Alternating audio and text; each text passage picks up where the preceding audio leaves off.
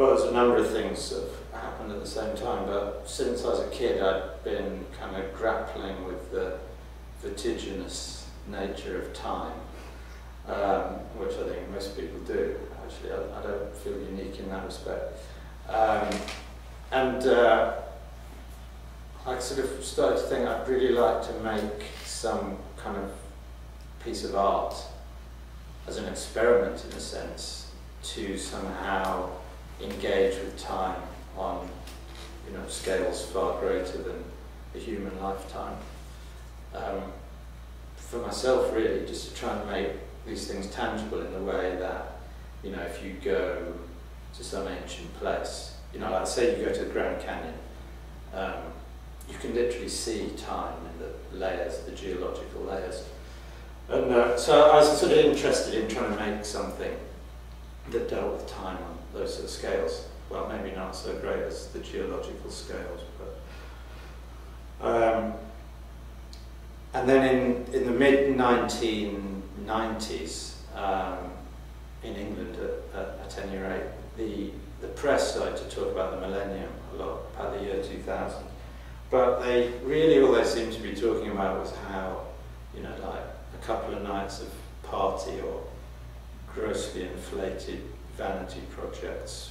You know, like we had this thing built called the Millennium Dome, which is, you know, cost, you know, something like near £750 million for years of life, you know, which could have been spent on much more positive things with a lot more longevity. So the whole thing seemed like kind of ridiculous and absurd, and even the notion of 1,000 years, why 1,000 years is such a big deal or not a big deal. So then I thought, well, maybe what I should do is to try and make something that's 1,000 years long, to make sense of it for myself, if not anyone else.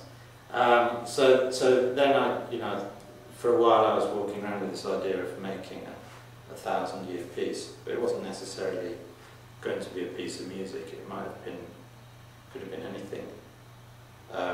But then eventually music suggested itself as the way to do it. I kind of realised that, you know, by using phase relationships in different ways, or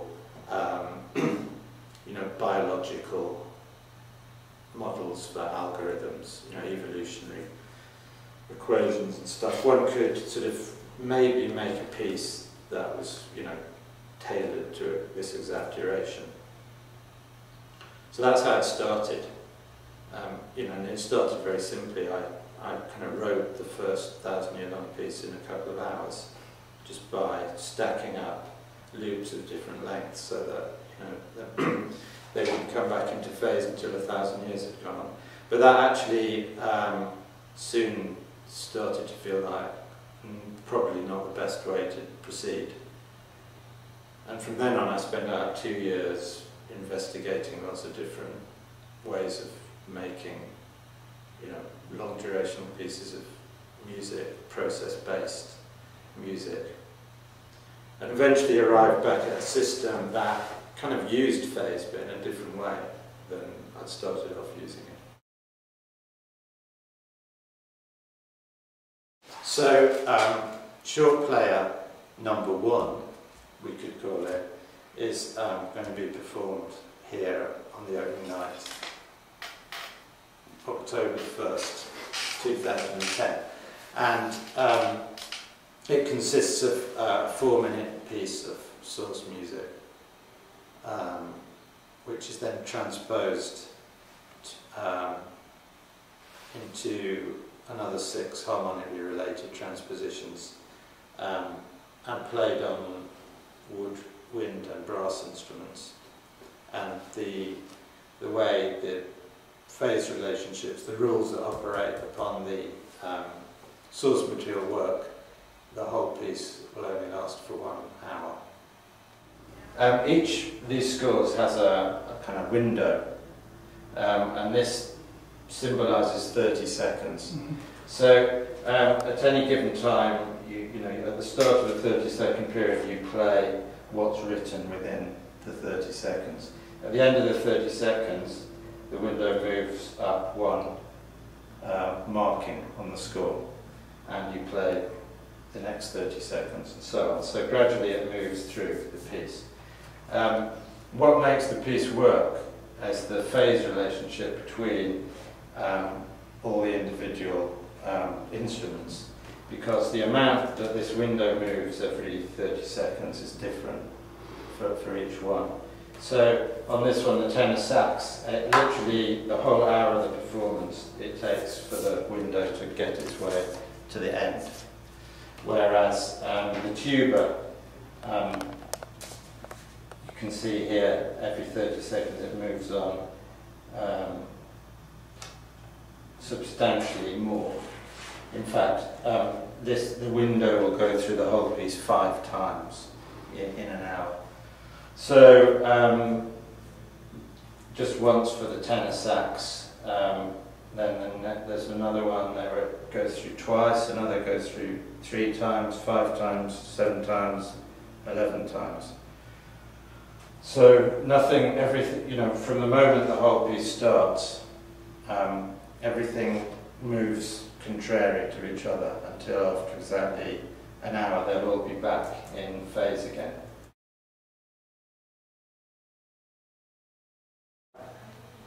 Actually, in the same way, you know, something like the Pogues, you can see it as being a score for a band in a sense. You know, the idea was, okay, we're going to start off by taking traditional Irish rebel songs and try and play them on the instruments that they would be played on traditionally, that we have no idea how to play,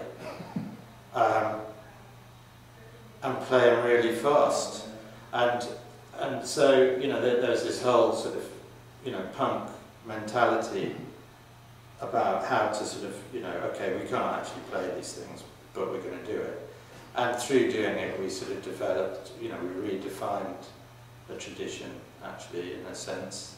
And we learnt, you know, we learnt our own way of playing something. So, you know, that came from a very simple idea. Again, there's no way of knowing how it would pan out. So all these things sort of are related in lots of different ways to me.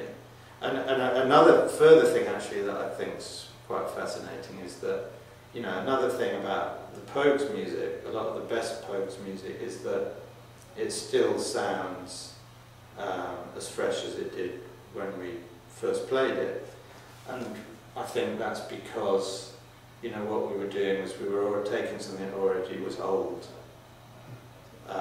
We weren't sort of just taking something that was a flash in the pan, contemporary sound. We were taking something that had sort of existed for centuries and working with that. And in the same way, you know, Longplayer is based on, you know, the sounds in Longplayer they derive from these singing bowls, which are, you know, they're instruments that have a history at least 1,000 years, if not longer.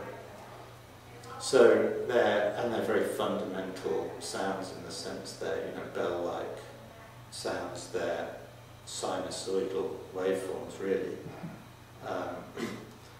So, you know, Longplayer too sort of has this element where it already takes something that's old to work with. So yeah, there's kind of lots of connections as far as I'm concerned. It's not a problem of how I get from one space to another. They're all part of the same spaces, different aspects of them.